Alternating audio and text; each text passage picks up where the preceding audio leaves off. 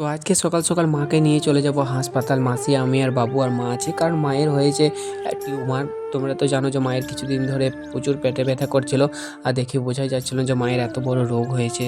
তো এখন মাকে নিয়ে যাচ্ছি। আর এদিকে দেখছো স্টেশন পুরো ফাঁকা, সেই জন্য মা মাসি বসেছিল।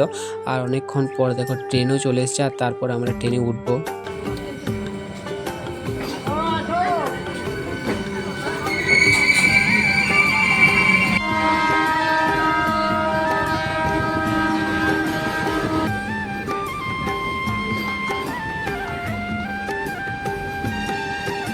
আর অনেক স্টেশন পেরিয়ে গেছি। আর এদিকে আমি ছিলাম আর বাবু দাঁড়িয়ে ছিল। আর আমার প্রচুর কাশি উঠছিল, তাই একটু বুকে ব্যথা করছিল। আর তারপরে ট্রেন থেকে নেমে যে একটা শর্টকাট রাস্তা হয় ওইদিকে যাচ্ছিলাম। আর এদিকে দেখছো মা আর বাবু আগে যাচ্ছিল।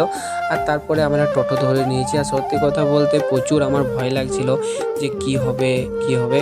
আর তারপরে দেখো আমরা নার্সিংহোমে চলে এসেছি। আর মা দেখছো আগে আগে যাচ্ছে এদিকে। আর তারপরে ভেতরে ঢুকে পড়েছি। আর এদিকে মাসি আমি বসেছিলাম।